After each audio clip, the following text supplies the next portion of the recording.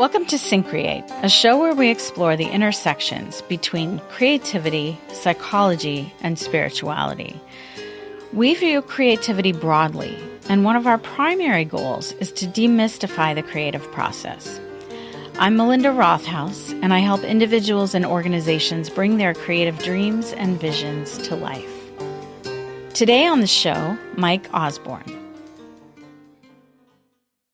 Mike is a podcast producer and marketing consultant who parlayed his scientific background into a career in podcasting. He helps people develop and grow podcasts, including this one. Mike first started podcasting back in 2011 while in graduate school at Stanford. At the time, he was studying to become a climate scientist, but he was struggling with imposter syndrome. Mike told me a story about how one day, as a last resort, he decided to go by the Stanford Career Counseling Center. A woman there welcomed him into her office, where he sat down and said to her, I really don't know what I'm doing here. I feel like I'm underperforming. I don't know where this is heading. But she said, have you ever thought about starting a podcast? And something clicked. I walked out of that office. I don't know what it was, but it was a nudge. And it feels like, looking back on it, it does feel like a moment of divine intervention to me. Mm-hmm. That somebody saw me in a vulnerable place and had an inspired thought. And she, when I've asked her, where did that suggestion come from? She said something like, well, you had a resonant voice and you were talking a lot. So maybe that's all we needed. So anyway, at that moment I had this prompt, permission to start a podcast, but I didn't have a concept. And around that same time, there was an article in The Economist, front page article, Welcome to the Anthropocene. And I remember reading that article. This was a few weeks after that meeting at the Career Council. Define for us what Anthropocene means. Yeah, right. The geologic timetable, Jurassic, Pleistocene, so forth. Okay, there's this idea batting around the earth sciences that we've entered a new geologic age based on the global footprint of humankind. So the way to think about this is pretend you could travel 1 million years into the future and look back into the rock record. What would you see? What is the physical evidence that humans have been here and are changing the planet? And so it's a debate. It's a debate within the earth sciences whether or not we have entered a new geologic age. But it's also a metaphor, right? It's also the idea that something fundamental and profound has happened on the Earth's surface. And it's the idea that humanity has become a geologic force, which is, there's a scientific argument, but there's also a sort of philosophical argument there.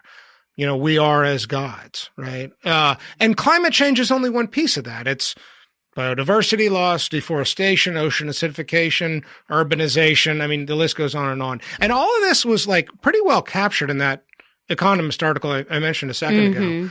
So basically I had this idea of okay, that's a good concept for a podcast. And the way I got it off the ground was I taught a project-based course where I had students conducting interviews with Stanford faculty about this idea. And really, so much of my journey as a podcaster and as an audio producer has been brute force experimentation, including in that class. I mean, that class really was, it got me thinking okay, how are we going to make this interesting and compelling and good? The core concept is there, but what's the story and how do we organize interviews?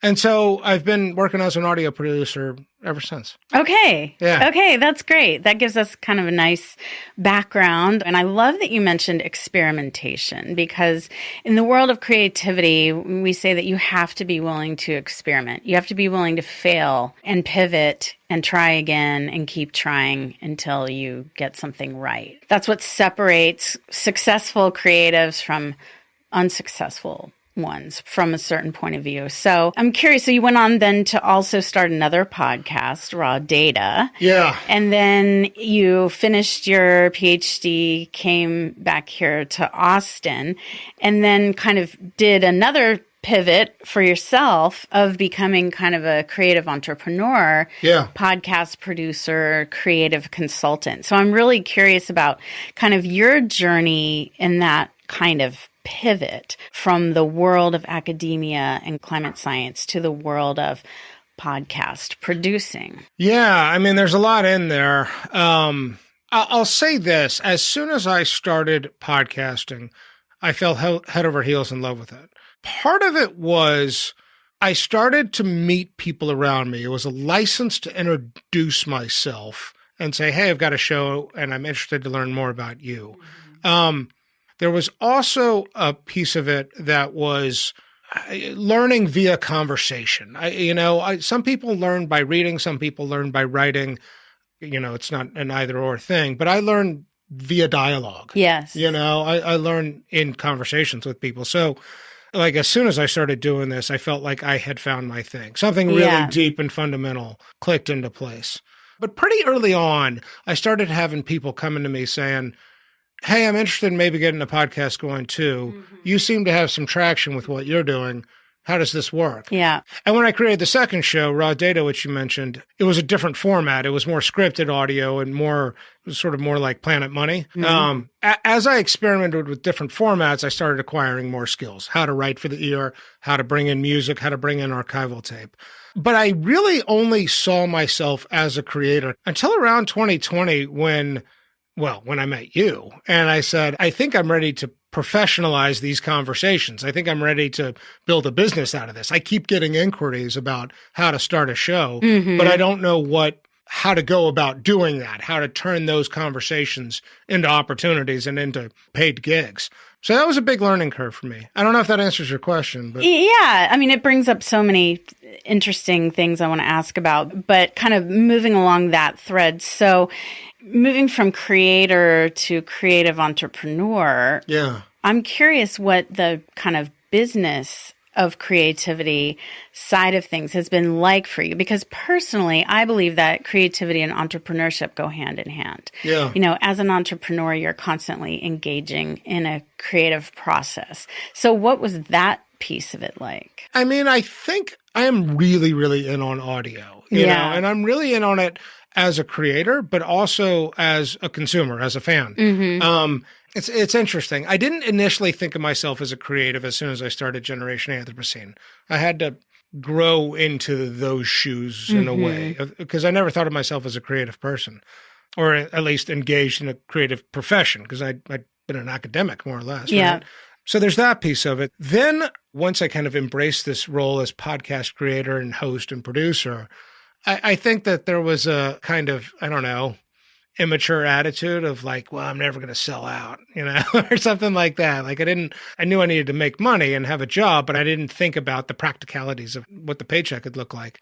And so then the growth from me into creative entrepreneur was honestly just a little bit of growing up. I think maybe in the back of my mind, there was a fear that going out just in the pursuit of money would challenge the integrity of anything I was creating. And a lot of artists feel that way and struggle with that. They want to share something, express something, create something, but then they stumble when it comes to how do I put it out in the world without feeling like I'm selling out, or I don't want to deal with the business side, or I don't know how to market myself, or, I used to have a joke with a friend. I'm like, I think I'm ready to sell out, but I'm not sure who's buying or exactly what they're selling. Because I got to a point where I obviously needed to make money. Yeah. And it should be said, I was in a privileged position and have been for a while. That some of these are choices that I've had the freedom to make. Right. Right. So I want to kind of tease out a little more this thread of kind of the maybe seeming dichotomy between science and creativity, or between, in creativity studies, what we talk about is divergent thinking, which is ideation, making connections between previously unrelated things. It's the seed of all imagination and, creative thinking, what we think of as traditionally right brain stuff, which is an oversimplification. And then we have the linear, logical, get it done kind of side. And so we talk about both of these different types of thinking and being, and yet, we've come to understand that in order to get from start to finish on any creative project, you need both. Yeah. Right? Think of all the people that have a million great ideas but never follow through on them versus the people that, get shit done, but they can't really think out of the box, So, and I think it's important and also somewhat rare to find people that straddle both of those, right? So you've got the science background, yet you've moved into this more creative field, really with an emphasis on storytelling, which I think is really interesting. And also, in academia, there's such emphasis on kind of publication and generation of knowledge, but to my mind, as an academic as well, all of that's kind of useless if it doesn't get communicated to a broader audience. And so what I see you doing is taking these scientific ideas and bringing them out into the public forum. Yeah. First of all, I just want to reiterate that I was a pretty shitty scientist. And, it's funny. I mean, earth sciences are sort of unique because a lot of earth science is storytelling. It's storytelling about the earth. Absolutely. And so I guess some of the flexibility that exists in the life sciences lent itself to storytelling and to creativity. But that said, I don't think I quite took to heart the nuts and bolts of storytelling. What it takes to create compelling characters, find drama, find conflict, find resolution. Like, how do you chart this out? And then more specifically, how do you do that in audio? Right? Yeah. And so that's the experimentation. Exactly. Yeah. I mean, you're kind of anticipating my next question, which is why podcasting? What makes it unique as a genre? And how do you tell a story in a way that creates a successful episode? Yeah. I mean, so much to be said about that. I would say what distinguishes audio and podcasts from other media, the defining characteristic is intimacy. Intimacy and authenticity. When people fall in love with a show and with a host, they really feel like they're connecting with that person. And I think part of the reason podcasts have become so popular is that we are all alienated and alone, partly driven by smartphones and late-stage capitalism and all that stuff. Audio is a real counter to that. It's a place where people connect and you hear them connect. It strikes me also that in some ways, maybe, podcasting almost feels like a throwback to the old days of radio when we have all these new technologies. And yet it's so popular, especially with young people. It's so popular. And then I think kids, about, well, if we really take a step back, storytelling is probably the oldest creative media available to us as humans, right? Oral storytelling in particular. Yeah, exactly. Yeah. So there's like this through line, speaking of the Anthropocene, throughout human history of verbal storytelling, and then here we are with podcasting. It's how we make sense of the world. Yeah. I also think that I've really come to understand podcasts as long-form social media, and that anybody can do it and everybody can participate. But at the long-form piece of that is what differentiates it from other forms of social media. That if you look at, Twitter, Facebook, Instagram, tends to be very bite-sized and very distilled down.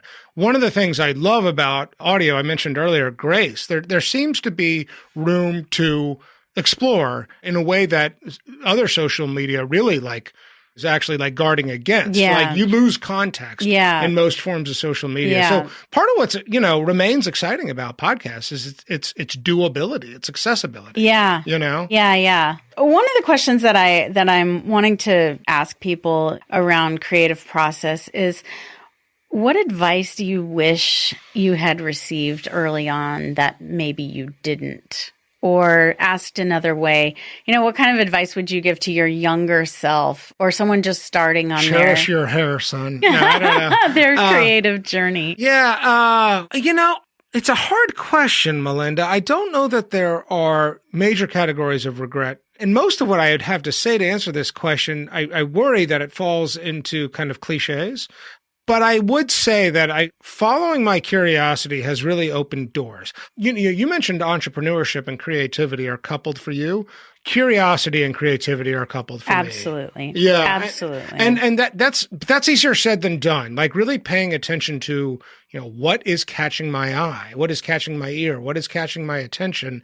And how can I engage in more of that in a way that feels self-affirming, right? And that's what's so exciting and awesome about engaging in a creative project is that ultimately it is life affirming. Absolutely. Yeah. Absolutely. I mean, that brings up so much for me, and if we look at the kind of big 5 personality factors, the one most highly correlated to creativity is openness to experience. And that is that is curiosity. And then also personally, I kind of have a theory that our creativity is fundamentally connected to our life force energy, right? So you spoke of kind of stumbling into this thing that you ended up being really passionate about and how that's really carried you forward. No, and there is a spiritual element to that, not religious necessarily.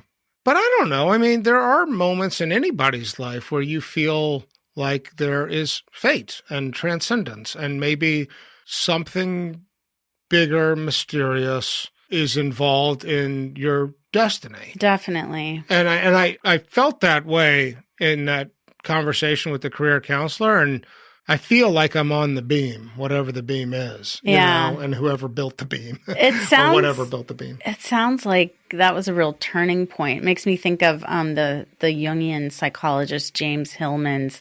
He has a theory that we, from when we're born, we contain the seed of everything we are to become, and yet we can't know the story of what that seed contains until we are looking back.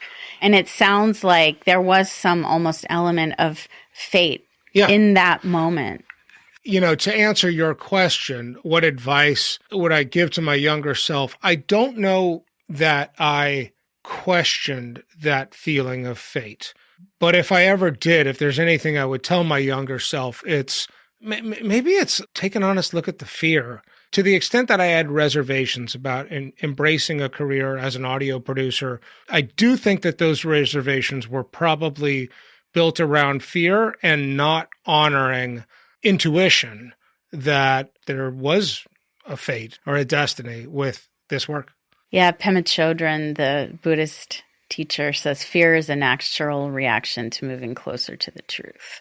Oh, that's good. Bam. Yeah, that's really good. Yeah. So I know we're just about out of time. I have 2 quick ones, and you can just make it a very succinct answer. Okay. First, just from your perspective, given everything that we've been talking about, your interest in the environment and climate science, et cetera, what do you think is the most pressing issue facing us today as a species and, in our society at this point in time, right? We're living in this incredibly complex and divisive time. I do view the environmental crisis as being symptomatic of a bigger crisis. And it is, in my mind, on some level, a spiritual one. I created Generation Anthropocene largely around the environmental crisis. My second show, Raw Data, was very much around the role of technology in our lives and the feelings of alienation that I think that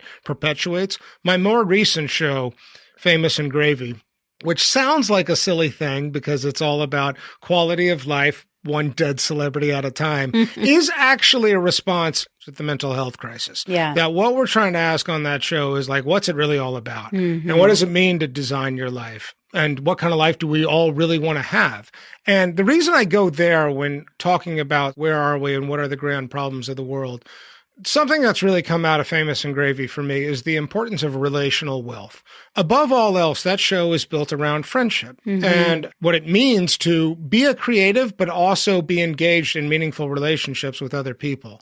Yeah. Which has a spiritual dimension to me. Yeah. And I love that term, relational wealth. In Syncreate, in our book and in our coaching efforts, we talk about the power of relationships when it comes to creativity, the power of collaboration, the power of community. Amen. So one last thing, this is the tombstone question. When I talk to my coaching clients, one of the first things I ask them is, how do you want to be remembered? What do you want your legacy to be? Ooh, I should have a good answer for this since I'm having so many conversations about dead celebrities. God almighty. I mean, there's no question that I care much more about the people who are proximate to me, my wife, my children, my friends, my family, so forth. So I don't know that this is a question about how they would remember me, because I think what they would have to say about who I am or who I really was or whatever, that has a whole different answer. But to me, the question is actually really like, what do you want your great service to be? Yeah. To the world? And that's a hard question to answer because I got to take my ego out of it. But if I tried to do that, I think it really would be centered on the idea of curiosity and storytelling. And as somebody who tried to make that doable for others, I mean, if there's, I really like, I like the shows I've created. I really like helping other people tell their stories. Because stories, again, are sense-making technologies in a way. Yes. It's how... Absolutely. Right? It's how we understand the world. And we're all engaged in, a very confusing project of living a life. And so the more I feel like I'm helping people make sense of themselves and the world around them via curiosity and storytelling, the more I feel like I'm being of service. I love that. It's beautiful. And, you are doing so here today with me, helping me get this project off the ground and figuring out, what is the story of creativity. Yeah. So thank you so much. It's been wonderful. This has been a lot of fun. Thanks for having me, Melinda. All right. Absolutely. Thanks again to Mike Osborne for the conversation. His most recent show is called Famous and Gravy, a conversation about quality of life, one dead celebrity at a time. You can find out more about his work and his services at 14thstreetstudios.com. This episode was produced by Mike Osborne with production assistance by Brandon Burke. Follow us on Instagram and LinkedIn, where you can also find out more about Syncreate. Thanks for listening, and see you next time.